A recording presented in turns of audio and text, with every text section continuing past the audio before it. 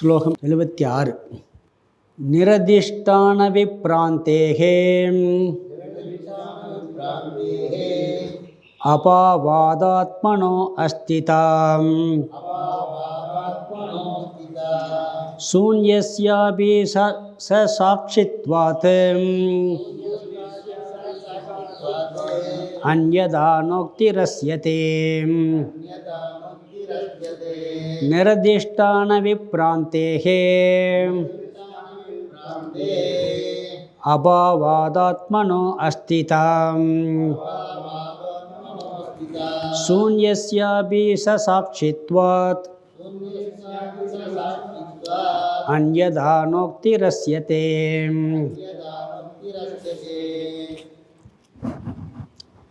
ஸ்லோகம் 76, 77. ஆனந்தமயம் ஆத்மா, சூன்யம் ஆத்மா அல்ல என்ற கருத்தை நிரூபணம் செஞ்சு பிறகு ஆனந்தமயம் ஆத்மா. இவங்க வைதிக மதம், வேதத்தை முழுமையாக ஏற்றுக்கொண்டவர்கள் இவர்கள். ஆனால் கொஞ்சம் வித்தியாசம், தாத்பரிய நிச்சயத்தில் கொஞ்சம் வித்தியாசம் வந்துடும், ஒரு தவறு வந்துருச்சு. ஆனந்தமய கோஷம் ஆத்மாங்கிறவங்க முதல்ல என்ன சொல்கிறாருன்னா, சூன்யவாதம் தவறு அப்படிங்கிறதுக்கு 2 காரணம் சொல்கிறார். எங்கே ஒரு தவறு நடக்கணும்னாலும் அந்த தவறுக்கு ஒரு ஆதாரம் வேணுமா, ஒரு அதிஷ்டானம் இருக்கணும். அதிஷ்டானம் இல்லாமல் ஒரு தவறு நடக்கவே நடக்காது. இது ஒரு காரணம். ஒரு பொய் சொல்ல வேண்டுமென்றால் கட்டாயம் உண்மை இருந்தாக வேண்டும். ஒரு கல்பிதம் நடக்க வேண்டுமென்றால் அதற்கு ஆதாரமான ஒரு தத்துவம் இருந்தாக வேண்டும். இது ஒரு காரணம். 2வது, ஒன்று இல்லை, ஒன்றுமே இல்லைன்னு சொல்லணும்னா சொல்கிறவன் இருந்தாகணும். ஒன்றுமே இல்லைன்னு சொல்கிறதுக்கு சொல்லுபவன் இருந்தாக வேண்டும். இந்த 2 காரணத்தால் சூன்யவாதம் தவறு. முதல் காரணம் பார்க்கலாம். அவன் என்ன சொல்கிறான், இந்த உலகம், பார்ப்பவன், பார்க்கப்படும் பொருள் எல்லாம் கற்பனை, பொய்ன்னு சொல்கிறான். பிராந்தி, உண்மையில் ஒன்றுமே இல்லை. நிரதிஷ்டான விப்ராந்தே அபாவாத், அதிஷ்டானமற்ற தவறுதலானது சம்பவிக்காது. நாம் என்ன சொல்கிறோம்னு சொன்னால், ஆதாரம் இல்லாமல் ஒரு கல்பிதம், ஒரு பொய்த்தோற்றம் நடக்கவே நடக்காது. உதாரணம் கயிறு, பாம்பு தான். கயிறு இல்லாமல் பாம்பு பார்க்க முடியுமா? கயிறு இல்லாமல் அங்கே பாம்பு தெரியுமா? கயிறுன்னு ஒன்று இருந்தால் தான் அங்கே பாம்புன்னு ஒரு கற்பனை வரும், இல்லாட்டி அங்கே தோன்றவே தோன்றாது.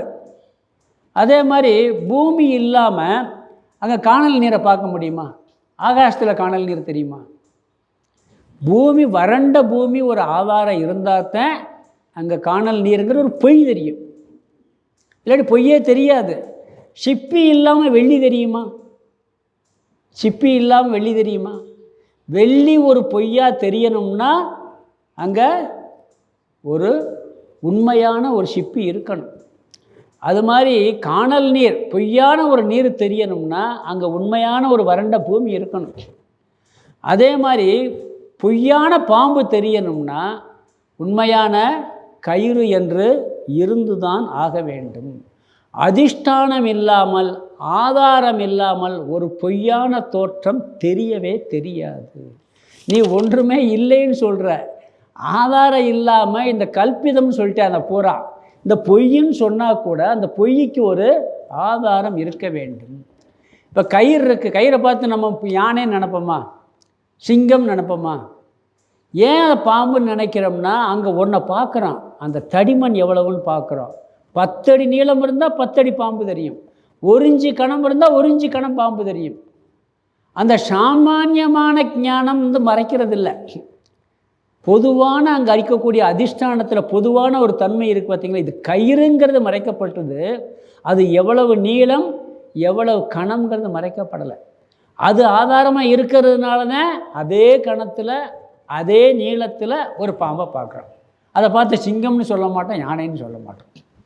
அப்போ அந்த அதிஷ்டானம் என்ற ஒன்று இல்லாமல் கல்பிதம் என்ற ஒரு பொய் தோற்றம் என்பது கண்டிப்பாக நடக்கவே நடக்காது. சாமானிய ஞானம் இல்லாமல் அந்த ஆதாரமான எவ்வளவு நீளம் எவ்வளவு தடிமன்கிற ஞானம் இல்லாமல் விசேஷமான பாம்பு என்ற ஒன்று தோன்றவே தோன்றாது. அதனால் என்ன சொல்கிறாருன்னா, ஆதாரம் கட்டாயம் இருக்கணும். நீ எதை கல்பிதான் இதெல்லாம் பொய்ன்னு சொல்ல, ஒன்றுமே இல்லைன்னா கூட இந்த இல்லைங்கிறதுக்கு ஆதாரமாக ஒன்று இருந்து தான் ஆக வேண்டும்.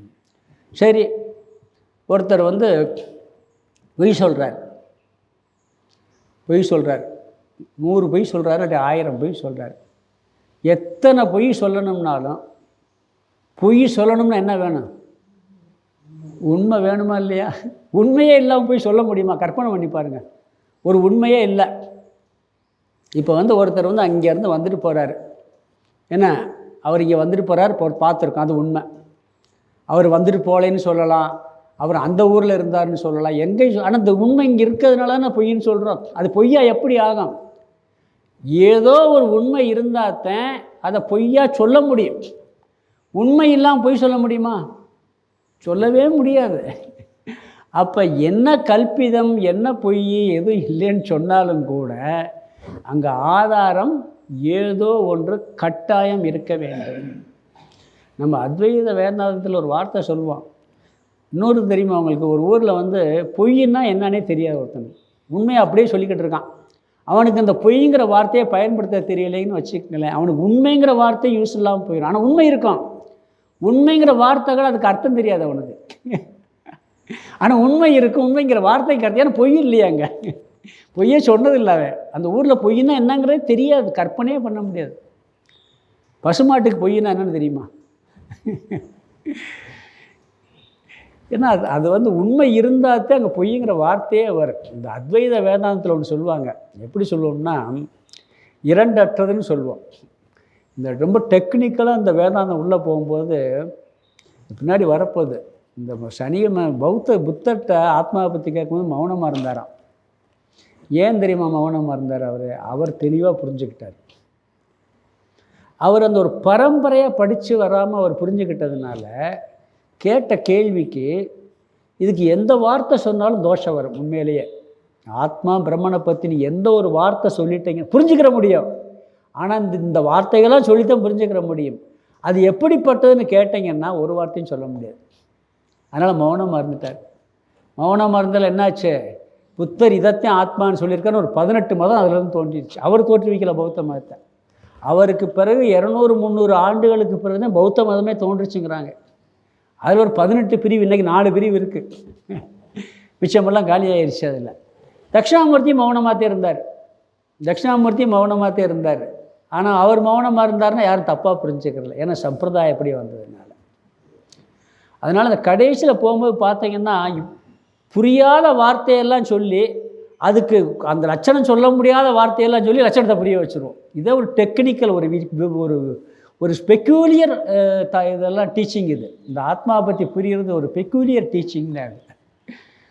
வார்த்தையால் விளக்க முடியாது, மனதால் புரிந்துக்கிற முடியாது, புத்தியால் அறிய முடியாது. இப்போ நம்ம எதாவது பண்ணிக்கிட்டு இருக்கோம். இப்போ அந்த வேலையை தானே பார்த்துக்கிட்டு இருக்கோம். புரிய முயற்சி பண்ணணும்னு கேள்வி கேட்கலாம்ல. புரியுதுங்களா? இப்படியெல்லாம் பண்ணி புரிஞ்சுக்கிற முடியாத மாதிரி இருக்கே அப்படிங்கிறத புரிஞ்சுக்கிற முடியும். அது ஒரு பெக்யூலியர் டீச்சிங் தான். இதெல்லாம் உள்ளே போய் அப்படியே மூழ்கினாத்த பாரு எப்படி நம்மளை புரிய வச்சுருக்காங்கன்னு புரியும். இந்த விஷயத்தை புரியாததை புரிய வச்சுருக்காங்களே அப்படிங்கிறது தெரியும். புரியாததை புரிய வச்சுருக்காங்களே புரியும். அதனால் என்ன சொல்ல வர்றோம்னா உண்மை இல்லாமல் போயிடாது. வேறு எங்கேயோ டாபிக் போயிருக்கேன், இதெல்லாம் கொஞ்சம் சொல்லணுங்கிறதுக்காக.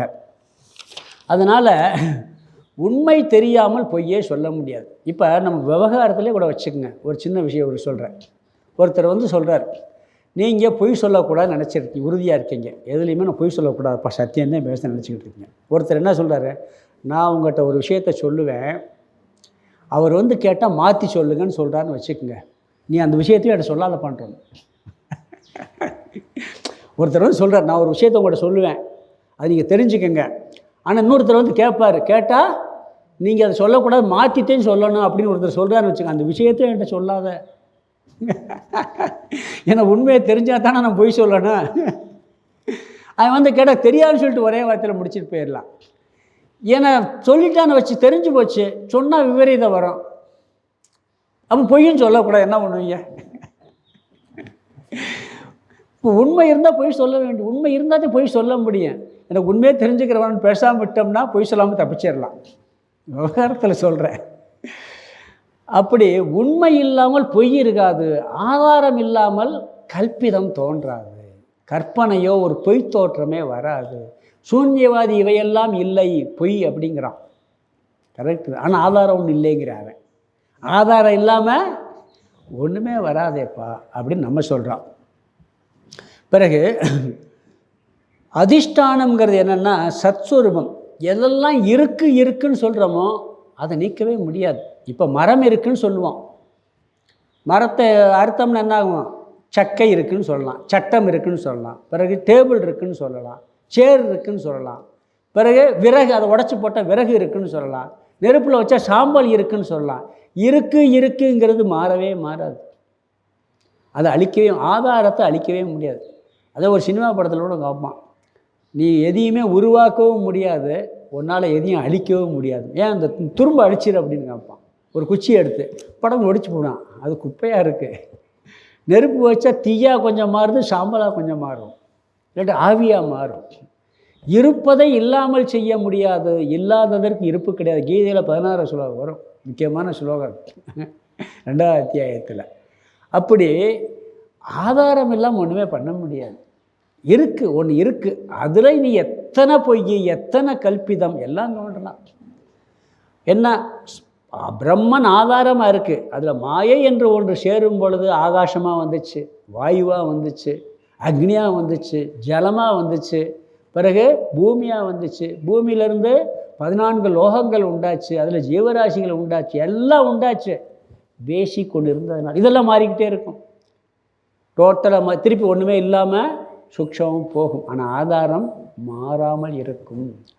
ஆதாரம் இல்லாமல் எதுவும் தோன்றாது, எதுவும் வராது. அதனால் என்ன சொல்கிறாருன்னு சொன்னால், அதிஷ்டானம் என்பது ஆத்மா.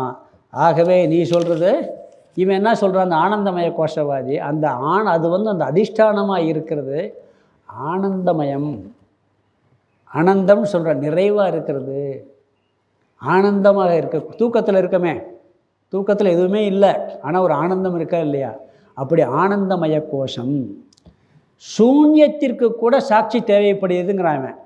சூன்யஸ்ய அபீச சாட்சித்வாத், சூன்யத்திற்கும் சாட்சியானது, ஆதாரமானது தேவைப்படுகிறது. அந்யதா, சூன்யம் என்று சொல்லுவதற்கு சாட்சி இல்லைன்னா சூன்யம்னு சொல்கிறதுக்கே ஆள் இல்லைப்பாங்கிறார். சூன்யம்னே சொல்ல முடியாது. சூன்யம்னு சொல்கிறதுக்கு ஒருத்தர் இருந்தாங்கணுமா இல்லையா? அவை இல்லாட்டி சூன்யம் எப்படி சொல்வீங்க? அதனால் சொல்கிறாரு, சூன்யம் இருக்கிறது என்று சூன்யவாதி சொல்லும் பொழுது அவனை யார் நீக்கிறது? அவனதனுடைய ஞானத்திற்கு, அந்த சூன்யவாதியினுடைய அறிவுக்கு விஷயமே சூன்யம்னு ஒன்று ஆகிருந்தாங்க. விஷயம் சூன்யம், அறிபவன் இவன் இருக்கான். இவன் இருந்து சூன்யம் சொல்ல முடியும். புத்தகம் என்ற விஷயம், ஒரு புத்தகம் இருக்குது, இந்த புத்தகங்கிற அறிவு வரணும்னா அதுக்கு விஷயம் புத்தகம். இந்த அறிவுக்கு புத்தகம் என்ற விஞ்ஞானம், புத்திக்கு விஷயம் இந்த புத்தகம். ஆனால் சூன்யம் என்பது இவனுக்கு, இந்த சொல்கிறானே சூன்யம் இருக்குன்னு சொல்கிறானே, அவனுக்கு விஷயம் என்ன? சூன்யங்கிற ஒரு விஷயம் இருக்குது. இல்லாமை என்பதே அவனுக்கு இல்லாமை பார்க்கப்படுகிறது. இல்லாமல் அவன் பார்க்குறானா இல்லையா? ஒரு பொருள் பார்க்கப்படும் பொருள்னு சொன்னால் பார்ப்பவன் இருந்தால் தான் பார்க்கப்படும் பொருள்னே சொல்ல முடியும். ஆப்ஜெக்ட்னு சொல்லணும்னு என்ன அர்த்தம்? சப்ஜெக்ட் இருந்தாலும். சப்ஜெக்ட் இல்லாமல் ஆப்ஜெக்ட் சொல்ல முடியுமா? இது அறியப்படும் பொருள், பார்க்கப்படும் பொருள்னால் பார்ப்பவன் இருக்கணும், அறிபவன் இருக்கணும், இல்லாமல் சொல்ல முடியாது. ஏற்கனவே இதுக்கு முன்னாடி ஒரு உதாரணம் சொல்லியிருக்கேன். ஒரு ஹால் இருக்குது, இந்த கிச்சனில் அங்கே இருக்கிறாங்க, இவரை போய் பார்த்துட்டு சொல்லுங்கள், இந்த ஹாலில் போய் யாராவது இருக்கான்னு பார்த்து வாங்கங்கிறேன். ஒரு ஆளாக போய் 5 பேர் இருக்காங்க, 5 பேர் இருக்கான்னு சொல்கிறாரு. பிறகு என்ன பண்ணுறாரு, இப்போ ஒருத்தர் போயிட்டு 4 பேர் தான் இருக்காருங்கிறாரு. பிறகு இப்போ யார் இருக்கா? 3 பேர் இருக்காங்க. பிறகு இப்போ யார் இருக்கா? 2 பேர். இப்போ யார் இருக்கா? ஒருத்தர். இப்போ யார் இருக்கா? ஒருத்தருமே இல்லை சார். என்ன சொல்கிறாரு? எல்லாரும் போயாச்சு, ஒருத்தர் கூட இல்லை. உண்மையாது? அங்கே இருந்துக்கிட்டு சொல்கிறாரு, எல்லாரும் போயாச்சு, ஒருத்தர் கூட இல்லைன்னு சொல்கிறது உண்மையாக பொய்யா? சொல்கிறவர் அங்கே இருக்கணுமா இல்லையா? சொல்கிறவர் இல்லாமல் அங்கே ஒருத்தர் கூட இல்லைன்னு சொல்ல முடியுமா? அவர் ஒருத்தர் கூட இல்லைன்னு சொல்வதற்கு அவர் இருந்தார். ஒன்றுமே இல்லைன்னு சொல்வதற்கு உன்னுடைய அறிவு வேண்டும், அந்த சாட்சி சைதன்யம் வேண்டும், உணர்வு சுரூபமான நீ வேண்டும். ஆகவே சூன்யம் ஆத்மா என்பது தவறு. அந்த உணர்வு சுரூபமான அந்த சாட்சியான அது ஆனந்தமயம் அப்படிங்கிறார். இது எப்படி சொல்கிறது? இந்த பௌத்த மதத்தில் அவர் மௌனமாக இருந்ததை வச்சு தான் அவர் ஒன்றுமே இல்லைன்னு சொல்லிட்டாருன்னு முடிவு பண்ணி சூன்யவாதி வந்துட்டான். அப்படி நிறையா அவர் மௌனமாக இருந்தது, அவருடைய கதைகள்லாம் பார்த்தா ரொம்ப அற்புதமாக இருக்கும். அவர் மௌனமாக எந்த வார்த்தை சொன்னாலும் தோஷம் வருமே. நீங்கள் இந்த விவகாரத்திலேயே நீங்கள் பார்த்தீங்கன்னா இதெல்லாம் பொய்ங்கிறதுக்கு ஒரே ஒரு ஆதாரம் என்னென்னா, ரொம்ப ஆராய்ச்சி பண்ணால், இந்த உலகத்தை பற்றி கூட ஆராய்ச்சி பண்ணால் ஒரு லிமிட்டுக்கு மேலே பதில் சொல்ல முடியாது. கர்மா தியரி ஏற்கனவே சொல்லியிருக்கேன். நீங்கள் என்ன எவ்வளோ கஷ்டம், அவன் எவ்வளோ சந்தோஷப்படுறான், எவ்வளோ கஷ்டப்படுறான்னு சொல்கிறேன். என்னப்பா காரணம்? எனக்கு தெரிஞ்சு இந்த ஜென்மத்தில் ஒரு பாவம் பண்ணலை. அப்போ என்ன சொல்லுவான்? போன ஜென்மத்தில் பண்ணியிருக்கேன். காரணம் சொல்கிறோமா இல்லையா? அந்த ஜென்மத்தில் ஏன் பண்ணான்? அங்கே பண்ணுறதுக்கு என்ன காரணம்? அதுக்கு முந்தின ஜென்மம். எத்தனை ஜென்மம் சொல்லுவீங்க? ஆரம்பத்தில் எப்படி பாவம் பண்ணான், எப்படி புண்ணியம் பண்ணான், அதுக்கு என்ன காரணம்? முதல் ஜென்மம் எது? ஏதாவது சொல்ல முடியுமா? யோசிச்சு பாருங்கள். உலகம் தோன்றுச்சு, இத்தனை கோடி வருஷம் ஆச்சு. அதுக்கு முன்னாடி எப்படி இருந்துச்சு கேட்குறேன். அதுக்கு முன்னாடி எப்படி இருந்துச்சு? என்ன சொல்வீங்க? எப்படியோ ஒன்று இருக்குது. சரி, அதுக்கு முன்னாடி அது வேறு ரூபத்தில் எப்படி இருந்துச்சு? கேட்டுகிட்டே போகலாம். எண்டு முடிவே சொல்ல முடியாது. Space and time. நீங்கள் இந்த கேள்விக்கு விடை சொல்ல முடியாது முதல்ல புரிஞ்சுக்கிறணும். நல்லா யோசித்து பார்த்தீங்கன்னா ஸ்பேஸுக்கும் டயத்துக்கும் ஆரம்ப முடிவு சொல்லவே முடியாதுங்கிறத புரிஞ்சுக்கிற முடியும். சொல்ல முடியாதுங்கிறத புரிய முடியும். புரியுதுங்களா? சொல்கிறதுக்கு எனக்கு இயலவில்லைங்கிறது இல்லை, அது சொல்வதற்கு இயலாத ஒரு வஸ்துவாக இருக்குது. அப்படி புரிஞ்சுக்கிற முடியும். அது மாதிரி இந்த சூன்யம் அது இல்லை என்று சொல்வதற்கு ஆதாரமாக ஒரு தத்துவம் இருந்தாக வேண்டும். கண் இல்லை என்றால் காட்சியே இல்லை. காது இல்லைன்னு வச்சுக்க, அவனுக்கு சப்தத்தை பற்றி ஞானம் கொடுக்க முடியுமா? ஒருத்தர் பிறவிலே காது கேட்காது.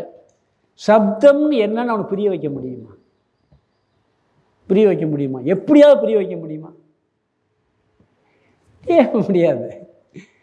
ஆதாரம் இல்லாமல் இங்கே ஒன்றும் பண்ண முடியாது. அது மாதிரி ஒரு சாட்சி சைதன்யம் அடிப்படை ஆதாரம் இல்லாமல் இந்த பொய் தோற்றமும் தோன்றாது. இல்லைன்னு சொல்ல ஏதோ ஒன்று ஆதாரமாக இருந்திருக்க வேண்டும் அப்படிங்கிற கருத்தை இவன் நிலைநாட்டுகின்றான். அர்த்தம் பார்த்துடலாம். அதுக்கு அடுத்த ஸ்லோகத்தில் இன்னும் இதுக்கு 76, 77 இந்த ஆனந்தமயம் ஆத்மான்னு சொல்லுவான். அது ஆனந்தமயம் ஆத்மா இல்லைங்கிறதுக்கு நம்ம ஒரு லாஜிக் சொல்லி முடித்த பிறகு அடுத்து ஒரு கருத்து வரும். அந்த கருத்து எப்படி வரும்னு சொன்னால், இந்த ஆத்மா சின்னதாக பெருசாக இடைப்பட்டதால ஒன்று வரும். அது ஒரு விசாரம் இருக்குது. அது ரொம்ப ஒரு டெக்னிக்கலாக விசாரம் பண்ணுவாங்க. அதை அங்கே பார்க்கலாம். இப்போ ஸ்லோகம் 76 அர்த்தம். நிரதிஷ்டான விப்ராந்தே. நிரதிஷ்டான, நிர அதிஷ்டான, அதிஷ்டானம் இல்லாமல், அடிப்படை இல்லாமல், ஆதாரம் இல்லாமல், விப்ராந்தே தவறுதலானது அல்லது பிராந்தியானது அல்லது கல்பிதமானது, அபாவாத் ஆத்மனக அஸ்திதா. அதை பிரிக்கணும். அபாவாத் ஆத்மனக அஸ்திதா. அபாவாத்னா சம்பவிக்காது. ஆதாரம் இல்லாமல், அதிஷ்டானம் இல்லாமல் ஒரு தவறுதலோ ஒரு கல்பிதமோ ஒரு பிராந்தியோ நடக்காது, சம்பவிக்காது. அடுத்த வார்த்தை ஆத்மனக அஸ்திதா. ஆகவேன்னு சேர்த்துக்கிறேன். ஆத்மனகன ஆத்மாவிற்கு, அஸ்திதா இருத்தல் என்பது, அதிஷ்டானம் ஆதாரமாக இருத்தல் என்பது உண்டு. அஸ்திதானா இருக்கிறது. பிறகு அடுத்து 2வது வரி. சூன்யஸ்யாபி. சூன்யஸ்யாபினா சூன்யஸ்ய அபி, சூன்யத்திற்கும் கூட. இவன் இல்லாமேன்னு சொன்னால் பாருங்க, ஒன்றுமே இல்லை சூன்யம்னா, அந்த சூன்யத்திற்கும் கூட சாட்சித்வாத்துன்னு இருக்குது. அதில் சாட்சித்வாத்துனா சாட்சியானது தேவைப்படுகிறது. அந்த சூன்யத்திற்கும் அதை சூன்யம் இருக்குது என்று சொல்வதற்கு ஒரு சாட்சி சைதன்யம் தேவைப்படுகிறது.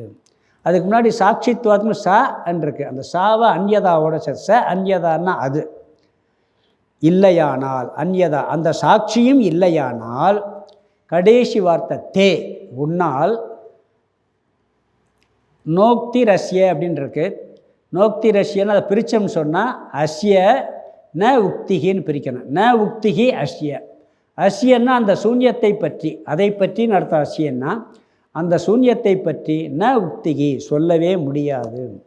அதாவது சூன்யத்திற்கும் கூட அதை சொல்வதற்கு ஒரு சாட்சி தேவைப்படுகிறது. அப்படி இல்லை என்றால் உன்னால் அந்த சூன்யத்தை பற்றி கூட சூன்யம் இருக்குது என்று கூட சொல்ல முடியாது. நீயும் சூன்யமே. சூன்யவாதி பார்த்து சொல்லுவாங்க, நீ சூன்யம் சொன்னேன்னா உன் மண்டையிலையும் அதே இருக்குன்றாங்க. ஒன்றுமே இல்லை, உன் மூளையும் சூன்யம் அப்படின்ட்டுருவாங்க. ஏன்னா அது எப்படி சொல்ல முடியும்? ஏதாவது ஒன்று சொல்கிறதுக்காக அது இருந்தாகணுமே அப்படிங்கிறதுக்கு சொல்லுவாங்க. அதனால் என்ன சொல்கிறாருன்னா, இதை சொல்பவர்கள் ஆனந்தமயம் ஆத்மா என்பவர்கள். அதுவே ஆதாரமாக சாட்சியாக இருக்கிறது. எப்பொழுதுமே ஒரு கல்பிதம் பொய் என்று ஒன்று தோன்ற வேண்டும் என்றால் அதற்கு ஆதாரம் இருந்தாக வேண்டும். ஆகவே சூன்யத்தை பற்றி நீ சொல்வதற்கு கூட நீ இருக்க வேண்டும். ஆகவே சூன்யம் என்பது ஆத்மா அல்ல அப்படின்னு நிரூபணம் பண்ணுறார். அடுத்த ஸ்லோகத்தில் இந்த ஆனந்தமயன் இருக்கிறான் அப்படிங்கிறது அதுதான் ஆத்மான்னு சொல்வார். ஆனந்தமயன் ஆத்மா அல்லங்கிறது நாம் இதில் பார்க்க போகிறோம். இதிலே பார்த்துட்டு அடுத்து ஆத்மாவுக்கு வேறு ஒரு காரணம், ஆத்மா பெருசு சின்னது இல்லை ரொம்ப பெருசு இல்லை இடைப்பட்டது அப்படிங்கிற ஒரு வாதம் வரும். ஆத்மா எவ்வளோ பெருசாக இருக்குது, அதோட சைஸ் எவ்வளவுன்னு ஒரு வாதம் வரப்போகுது. அதையும் அடுத்து பார்க்க போகிறோம். இப்போ இந்த ஆனந்தமயம் ஆத்மா அப்படிங்கிற கருத்தை திருப்பி நிரூபணம் பண்ணுறார். 77 ஸ்லோகம் படிக்கலாம்.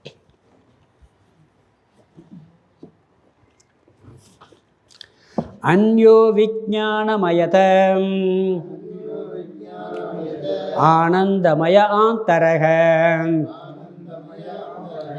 அஸ்தித்யேவோபலப்தவ்யம் இதி வைதிக தர்சனம். அன்யோ விஜானமயத ஆனந்தமய ஆந்தரக அஸ்தித்யேவோபலப்தவ்யம் இதி வைதிக தர்சனம். 76 77 ஆனந்தமயம் ஆத்மா.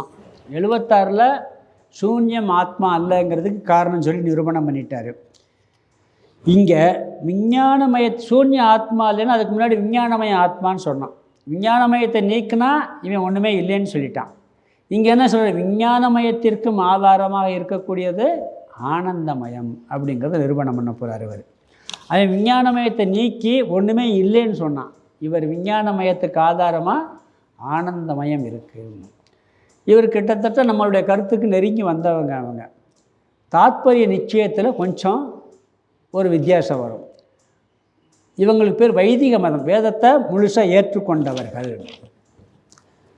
விஞ்ஞானமயத்தை காட்டிலும் வேறாக இருப்பது ஆனந்தமயம், அது ஆதாரமாக இருக்கிறதுன்னு சொல்கிறார். விஞ்ஞானமயதக அந்யக அந்ய விஞ்ஞானமயதக ஆனந்தமயக ஆந்தரக. அதாவது இவங்க வேதத்தை முக்கியமாக முழுசாக எடுத்துக்கிறாங்க கருத்துக்களை. இந்த விஞ்ஞானமயத்திற்கும் வேறாக இந்த ஆனந்தமயம் இருக்கிறது. அது வேதத்தில் எப்படி சொல்லியிருக்குன்னு சொன்னால், அந்யோந்தர ஆத்மா ஆனந்தமயக என்று சுருதி வாக்கியம் இருக்குது. அந்த விஞ்ஞானமயத்திற்கு வேறாக ஆனந்தமயம் இருக்குது. இன்னொரு கடோபனிஷத்தில் ஒரு வார்த்தை வருது, அஸ்தி தேவோ உபலப்தவ்யக. அது இருக்குது, ஆனந்தமாக இருக்குது, அவ்வளவுதான்.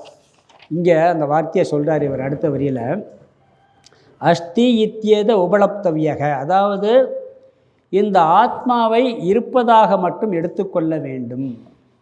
இந்த ஆத்மா இருக்குது, இது வைதிக தரிசனம், இது எல்லா வேதத்துலேயும் இருக்குன்னு சொல்லியிருக்கு அப்படிங்கிறார். அதனால் அது ஆனந்தமய கோஷம். இங்கே ஆனந்தமயத்தை இந்த சுலோகத்தில் நீக்கலை. ஆனால் ஆனந்தமயமும் உண்மை அல்லங்கிறத நாம் பார்க்க போகிறோம். ஏன்னா அடுத்ததில் வேறு டாபிக் போகிறார். அதனால் இங்கே என்னென்னா, இதை நாமளாக புரிஞ்சுக்கணுங்கிறதுக்காக சொல்லியிருக்கிறார். இங்கே ஆனந்தமய கோஷம் ஆத்மா அல்லங்கிறதுக்கு என்ன சொல்கிறாருன்னா, நம்ம ஆழ்ந்த உறக்கத்தில் பார்த்திங்கன்னா ஆனந்தமய கோஷத்தில் இருக்கோம், எந்த இதுவும் இல்லாமல். ஏன்னா ஆத்மா சச்சித் ஆனந்தம்னு சொல்கிறோம், அதனால் அதை வச்சுக்கிட்டு நம்ம ஆனந்தம்ங்கிறோம். ஆனால் விவகாரத்தில் நம்ம அனுபவிக்கிற ஆனந்தம் இருக்கே, அந்த ஆனந்தம் ஆனந்தமய கோஷத்தினுடைய பிரதிபிம்பம்.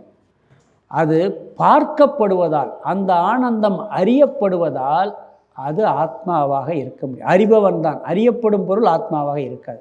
திருஷ்ய வேகம் நடத்திட்டு இருக்கார் சாமி.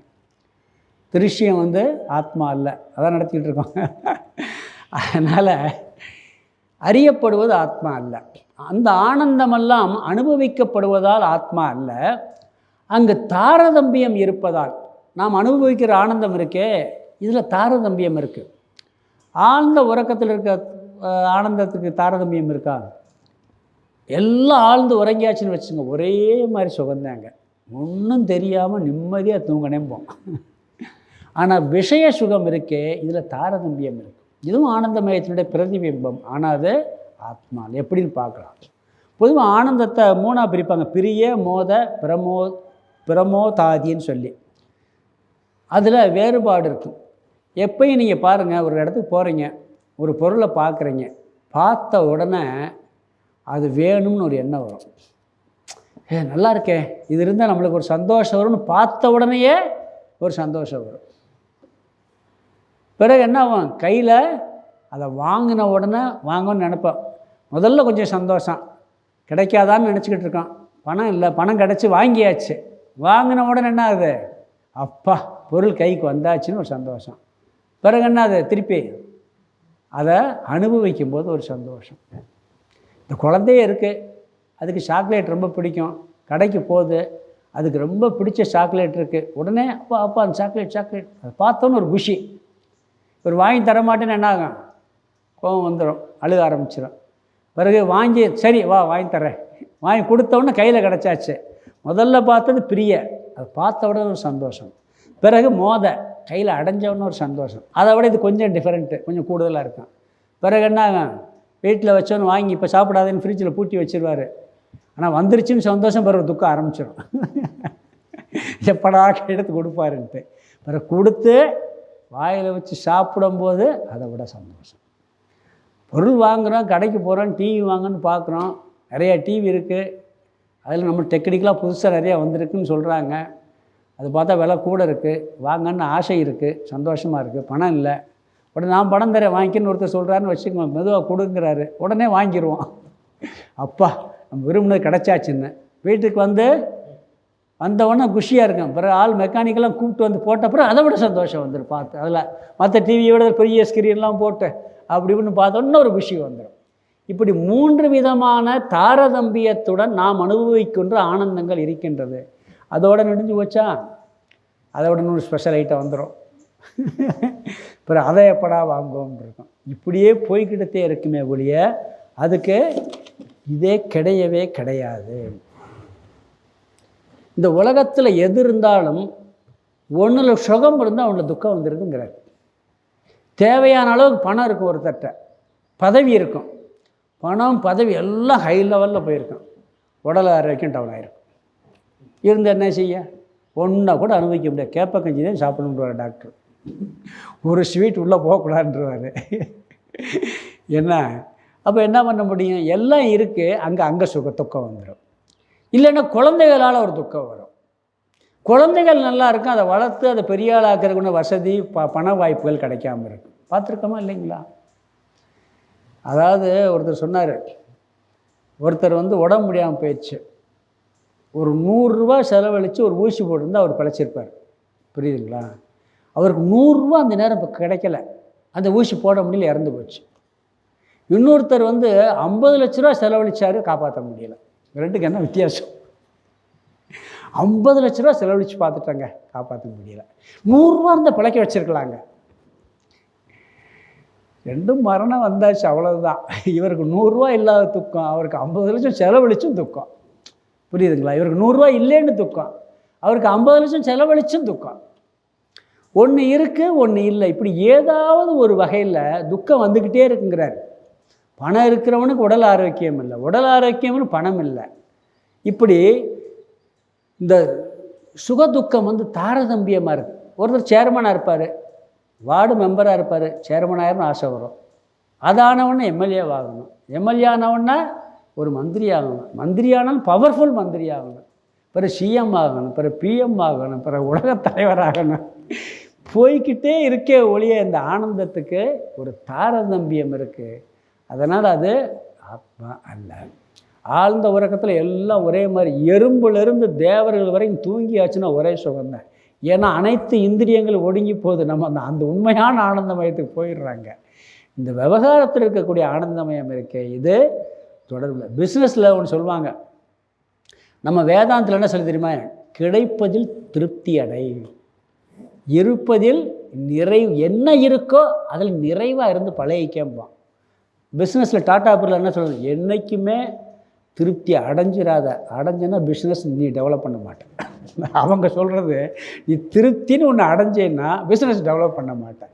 இன்னும் என்னைக்குத்தான் போய் முடிகிறது, எவ்வளோதான் போகிறது, போய்கிட்டே இருக்கு. அது மாதிரி இந்த விவகார ஆனந்தம் இருக்கே, அது பிரதிபிம்ப ஆனந்தம். அதுக்கு ஒரு தாரதம்பியம் இருக்குது, நிறைவு என்பதே இருக்காது. அதனால் என்ன சொல்கிறார்? அது ஆத்மா அல்ல, ஆனந்தமய கோஷம் ஆத்மா அல்ல அப்படிங்கிறார். பிறகு அடுத்த ஸ்லோகத்தில் பரிணாமம் வருகிறது. இங்கே அதோட முடிச்சுட்டு ஆத்மாவுடைய சைஸை பற்றி சொல்ல போகிறாரு. இந்த ஸ்லோகத்துக்கு அர்த்தம் பார்க்கலாம். 77. அன்யோ விஜானமயத ஆனந்தமய ஆந்தரக. விஜானமயத, விஜானமயத்திற்கு, விஜானமயன புத்திக்கு, சூன்யவாதிக்கு முன்னாடி பார்த்த மதம், புரியுதுங்களா? அவன் விஞ்ஞானமயத்தை நீக்கிறவன்னு என்ன பண்ணான்? ஒன்றுமே இல்லைன்னா. இவர் என்ன சொல்கிறார்? அதுக்கு ஆதாரமாக வேறு ஒன்று இருக்குதுன்னு சொல்கிறாருக்கா சொல்கிறார். விஞ்ஞானமயத்திற்கு அன்யக, முதல் வார்த்தை அன்யோ, அன்யகன்னா வேறாக இருப்பதும், ஆனந்தமய ஆந்தரக, ஆந்தரகன்னா ஆதாரமாக இருப்பதும். விஞ்ஞானமயத்துக்கு வேறாக இருக்குது, அதுக்கு ஆதாரமாகவும் இருப்பது எதுன்னு சொன்னால் ஆனந்தமய, ஆனந்தமய கோஷம். விஞ்ஞானமயத்திற்கு வேறாக இருப்பதும் அதற்கு ஆதாரமாக இருப்பதும் ஆனந்தமயம். முதல் வரி. ரெண்டாவது வரியில் அஸ்தித் ஏவோபலப்தவ்ய அப்படின்னு இருக்கு. அதை பிரித்தோம்னா அஸ்தி இத்யேவ உபலப்தவ்ய அப்படின்னு பிரிக்கணும். அஸ்தி இத்யேவ, அஸ்தி இதி ஏவ. அஸ்தி ஏவன்னு சொன்னால் இருப்பதாக மட்டும், இதி இந்த ஆத்மாவை, இந்த ஆத்மாவை இருப்பதாக மட்டும், உபலப்தவ்ய, உபலப்தவ்யன்னா அறிய வேண்டும், எடுத்துக்கொள்ள வேண்டும். இந்த ஆத்மா இருக்குது, அவ்வளோதான். அதுக்கு மேலே அங்கே வார்த்தை சொல்கிறதுக்கு ஒன்றும் இல்லை. ஆனந்தம் அனந்தம் சொல்லுவோம். அனந்தம்னா அது நீக்கமர நிறைந்திருக்குன்னு அர்த்தம். அது பின்னாடி அந்த சைஸில் சொல்லும்போது வரப்போகுது. எங்கே நிறைவு இருக்கோ அங்கே தான் ஆனந்தம் வரும். அதனால் இந்த அனந்தம் ஆனந்தம் ரெண்டையும் தான் சொல்லுவாங்க, ஒன்றா சொல்லுவாங்க. இந்த ஆத்மாவை இருப்பதாக மட்டும் எடுத்துக்கொள்ள வேண்டும். அடுத்த வரி, இதி வைதிக தரிசனம். இதி வைதிக தரிசனம் என்று, வைதிக தரிசனம் இப்படி சொல்பவர்கள் வைதிக தரிசனத்தை உடையவர்கள். வேதத்தை முழுமையாக ஏற்றுக்கொள்கிறவங்க சொல்கிறாங்க ஆனந்தமயம் ஆத்மா அப்படின்னு சொல்லி. நாம் அதுவும் கூட ஆத்மா, அதான் கடைசி ஸ்டேஜ். அதையும் நீக்கணும். அதற்கு சாட்சியாக இருப்பது, ஆதாரமாக இருப்பது ஆத்ம தத்துவம். விஞ்ஞானமயத்திற்கு வேறாக இருப்பதும் ஆதாரமாக இருப்பதும் ஆனந்தமயம். இதை ஆனந்தமயமான இந்த ஆத்மாவை இருப்பதாக மட்டும் எடுத்துக்கொள்ள வேண்டும் என்று சொல்பவர்கள் வைதிக தரிசனம் உடையவர்கள். அடுத்தது ஆத்மாவின் சைஸை பற்றி வருது. ஸ்லோகம் 78 படிக்கலாம். இது எளிமையான ஸ்லோகம். அதுக்கு அடுத்ததே விளக்க வரும், அதை பார்த்துக்கலாம். 78. அனுர்மகான் மத்தியமோ வேத் ஏவம் தத்ராபிவாதினக பகுதா விவதந்தேஹி ஸ்ருதி யுக்தி சமாஸ்ரயாத். அனுர்மகான் மத்தியமோ வேத் ஏவம் தத்ராபிவாதினக பகுதா விவதந்தேஹி ஸ்ருதி யுக்தி சமாஸ்ரயாத். இங்கே அடுத்து ஆத்மாவை பற்றிய ஒரு விசாரம் என்னென்னா சைஸ், பரிணாமம். ஆத்மா சின்னதா பெருசா இல்லை இடைப்பட்டதா, அதனுடைய அளவு எவ்வளவு அப்படின்னு ஒரு கேள்வி. இதில் ஒரு குழப்பம் இருக்குது. சில பேர் மிக மிக மிக சிறியதுங்கிறாங்க, அணுவை போல. சில பேர் மிக மிக மிக பெருசு, அதை விட பெருசு ஒன்றுமே கிடையாது, ரெண்டுமே இல்லை இடைப்பட்டதுன்னு ஒருத்தர் சொல்கிறார். இப்படி 3 விதமான குழப்பம் இருப்புன்னு சொல்லி இந்த ஸ்லோகத்தை அறிமுகப்படுத்துகிறார். அடுத்த 2 ஸ்லோகத்தில் என்ன 3 ஸ்லோகத்தில் மிக மிக சிறியது நிரூபணம் பண்ணுவாங்க. அது வேதத்துலேயும் இருக்குது சில வார்த்தை. அதை விட நுண்ணியது எதுவுமே இல்லை அப்படின்னு ஒரு கருத்து இருக்குது, அதை நிரூபணம் பண்ணுவார். பிறகு அடுத்தவர் பெருசு, பிறகு மத்தியம், பிறகு 3மே சொல்ல முடியாது, நாம் சொல்லுவோம். அது வரும். ஆத்மாவை பற்றி சைஸ் வாரியாக எந்த சைஸுங்கிற விளக்கம் வருது. இதில் அறிமுகம் மட்டும் பண்ணுறார். அணுகு மிக மிக சிறியது, அணுவை போல மிக மிக சிறியது. அணுவா? ஆத்மாவா அணுன்னு சொல்கிற மதவாதிகள் இருக்காங்க, அணுவாதிகள் இருக்காங்க. ஆத்மா அணு அப்படின்னு சொல்கிறவங்க இருக்காங்க. அணுவும் உடைக்கலாம் தெரியுமில்ல. அணுவை உடைச்சா அங்கே எலக்ட்ரான், நியூட்ரான், புரோட்டான் இருக்குது. அதை என்ன உடைக்கலை, அதுக்கு பிறகு என்னன்னு தெரியலை, பார்க்கணும் உள்ள. ஏன்னா அப்போ மிக மிக சிறியது. சரி, பிறகு அடுத்தவர் மகான், மிக மிக பெரியது, அதிகமாக வியாபித்துள்ளது, அங்கிங்கனாதபடி எங்கும் பிரகாசமாயின்னு ஒரு வார்த்தை படிக்கிறோம் தாய்மான ஒரு பாடலில். அணுவுக்கு அணுவாயின்னு படிக்கிறோம். அப்போ அணுவா அல்லது எல்லா இடங்களிலும் வியாபித்திருக்கக்கூடியதா, மத்தியம இடைப்பட்டதா, பெரிதும் இல்லை சிறிதும் இல்லாமல் இடைப்பட்டதாக இருக்கிறதா? வாயிதி ஏவம் தத்ர வாதினக, இப்படி பலவிதத்திலும் விவாதம் செய்கின்றார்கள். இவங்க எப்படி விவாதம் பண்ணுறாங்கன்னா, இவங்க புத்தியை மட்டும் பயன்படுத்துறதில்ல. சுருதி வேதத்தில் இப்படிலாம் சொல்லியிருக்கே அப்படின்னு சொல்லி அணுவுக்கு அணுன்னு சொல்லியிருக்கு, பெருசுலும் பெருசுன்னு சொல்லியிருக்கு, இடைப்பட்டதுன்னு மத்தியமும் சொல்லியிருக்கு, இப்படியெல்லாம் சொல்லியிருக்குன்னு சொல்லி இப்படியெல்லாம் வாதம் பண்ணி சுருதியை எடுத்துக்கிட்டே வாதம் பண்ணுறாங்க. வருத்தமாக இருக்குங்கிறார். அதை சொல்லியே சொல்கிறாருங்க. அதாவது சில பேர் பார்த்திங்கன்னா பொய் சொல்லுவான், தான் மனசில் இருக்கிறதெல்லாம் சொல்லிடுவான், பொய் சொல்லுவான். ஆனால் அந்த பொய்யுக்கு ஆதாரம் பார்த்திங்கன்னா கரெக்டாக சொல்லி, நான் சில பேரை பார்த்துருக்கேன், பொய் சொல்லுவாங்க, நம்ம கோபமாக இருப்பான் இப்படி பண்ணிட்டாங்களேன்ட்டு. அந்த பொய் சொல்கிறத பார்த்திங்கன்னா அந்த பொய்க்கு சொல்கிற காரணத்தை நம்ம மறுக்கவே முடியாது, அப்படியே கரெக்டாக கொண்டு சொல்லிடுவாங்க. அதுக்கு 2 சோடிச்சு அது நீங்கள் பார்த்தீங்கன்னா இது உண்மையிலேயே சொல்கிறது கரெக்டாக தான் இருக்குன்னு நினைப்பீங்க. அப்படி ஒரு பொய் சொல்லிடுவாங்க. என் கூட அப்படி இவங்க என்ன சொல்கிறாங்கன்னா, வேதத்தை வச்சுக்கிட்டு இது இந்த சைஸு அந்த சைஸுன்னு சொல்கிறாங்க. என் கூட ஒருத்தர் படித்தான், நாஸ்தியவாதி. அப்போ நாங்களும் ஒரு நாஸ்திய பூராமே கடவுள் மறுப்பாளர்கள். அவன் எப்படி வாதம், அவனும் கடவுள் இல்லைங்கிறது ஸ்ட்ராங்காக சொல்கிறாள். இப்போ நான் கடவுள் இருக்காருன்னு அவங்க முன்னாடி எல்லாம் ஒரு 10 பேர் நாஸ்தியம் பேசுகிறாள் உட்காந்துருப்பான். படிக்கிற போதே எல்லா பாயிண்ட் சொன்னால் கடவுள் இருக்காருன்னு நிரூபணம் பண்ணுவான். கடவுள் இருக்கிறது அவனே சொல்லுவான், பிறகு என்ன இல்லைங்கிறதுக்கு அவனே நிரூபணம் பண்ணுவான். 2ஐயும் ஏதாவது ஆகணும்னு சொல்லி நிரூபணம் பண்ணுவான். நான் அப்பயே சொன்னேன், நீ பெரிய வக்கீலாக வருவேன்ட்டு. ஹைகோர்ட்டில் ஒரு பெரிய சீனியர் லாயர் ஆகிட்டார் உண்மையிலே. அப்படி பொய்யவே இந்த வேதத்தை வச்சுக்கிட்டு கோட் பண்ணி அதை வாதம் பண்ணி அதை நிரூபிக்கிறாங்க.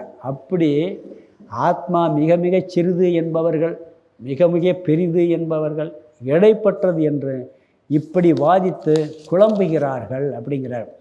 பகுதா விவாதந்தகி, பலவிதமாக விவாதிக்கிறார்கள். எப்படி?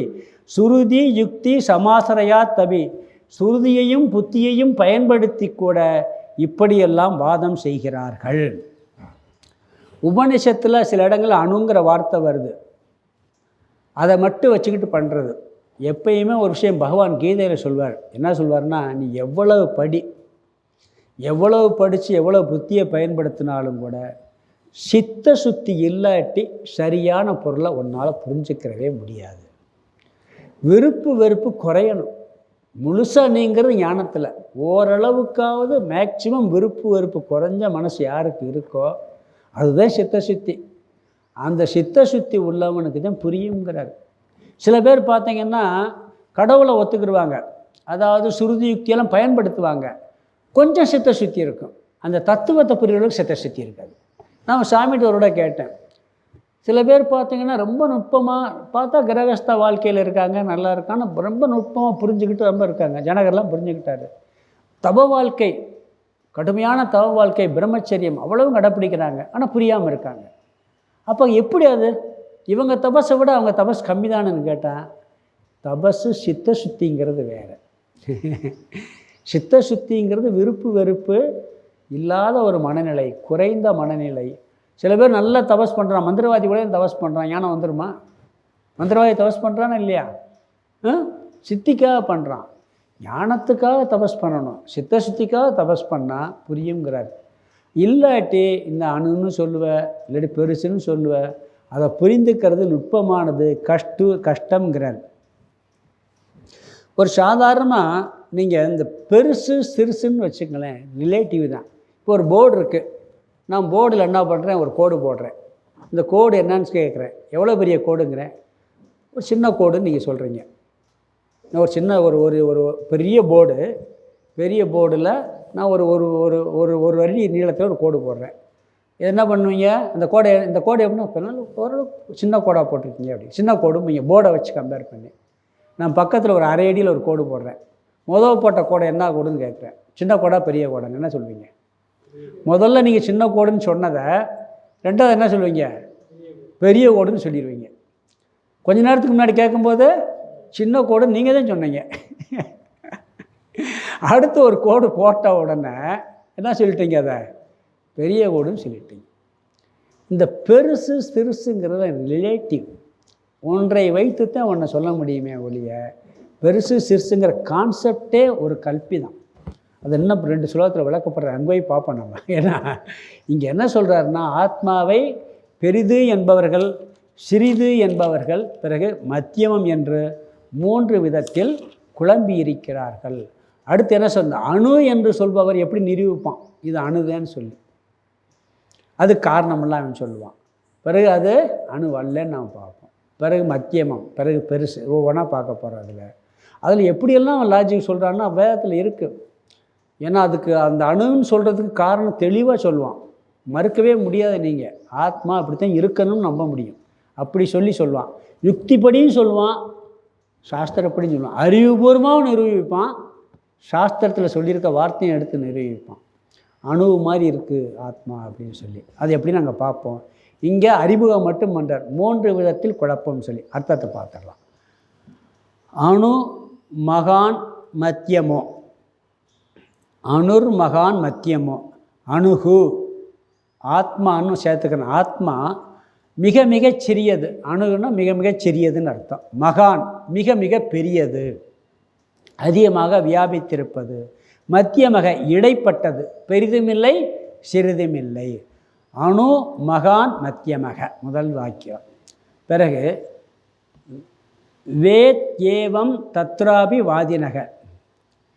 அந்த வேத் ஏவம்ங்கிறத பிரித்தோம்னா வா இதி ஏவம்னு பிரிக்கணும். வா இதி ஏவம் பிரித்தோம்னா என்று இவ்விதம், தத்ர அபி, தத்ர அபின்னா அதிலும், அந்த ஆத்ம விஷயத்திலும், வாதினக வாதிப்பவர்கள். அதாவது ஆத்மாவானது மிக மிக சிறுசு, மிக மிக பெருசு, பெருசும் இல்லை சிறுசும் இல்லைன்னு சொல்லி இவ்விதத்தில் ஆத்ம விஷயத்தில் வாதிப்பவர்கள் முதல் வரி. ரெண்டாவது வரி பகுதா, பகுதா விவதந்தேகி ஸ்ருதி யுக்தி. ஸ்ருதி யுக்தின்னா ஸ்ருதி யுக்தியை சமாசிரயாத்னு சொன்னால் பயன்படுத்தி கொண்டு. இப்படி வாதிக்கிறவங்க எதை பயன்படுத்துகிறாங்க, ஸ்ருதியும் பயன்படுத்துகிறாங்க, யுக்தியும் பயன்படுத்தி கொண்டு, ஸ்ருதி யுக்தியை பயன்படுத்தி கொண்டு பகுதா பலவிதமாக விவதந்தே வாதிக்கின்றார்கள். இப்படி ஸ்ருதி யுக்தியை பயன்படுத்தி பலவிதத்தில் வாதம் செய்கிறார்கள். இங்கே அறிமுக மட்டம், ஆத்மா மிக மிக சிறியது, மிக மிக பெரியது, அதிகமாக வியாபித்திருப்பது, இடைப்பட்டது, பெரிதும் இல்லை சிறிதும் இல்லை என்று இவ்விதம் அதிலும் இந்த ஆத்ம விஷயத்திலும் வாதிப்பவர்கள் சுருதி யுக்தியை பயன்படுத்தி கொண்டு பலவிதமாக வாதம் செய்கிறார்கள். ஆத்மா சிறுசு பெருசும் இல்லை சிறுசும் இல்லை. இந்த சிறுசுன்னு சொல்கிறவங்க, அணுவை போலன்னு சொல்கிறவங்க யுக்தியை புத்திபூர்வமாகவும் சொல்லுவான், பிறகு வேதப்படியும் சொல்லுவான். அது அடுத்து 2 ஸ்லோகத்தில் சொல்கிறாரு. அது அடுத்த ஸ்லோகத்தில் பார்க்கலாம். ஓம் பூர்ணமத பூர்ணமிதம் பூர்ணாத் பூர்ணமுதச்யதே பூர்ணஸ்ய பூர்ணமாதாய பூர்ணமேவாவசிஷ்யதே. ஓம் சாந்தி சாந்தி சாந்தி. ஹரி ஓம் ஆதிகுருநாத சுவாமிக்கு ஜெய்.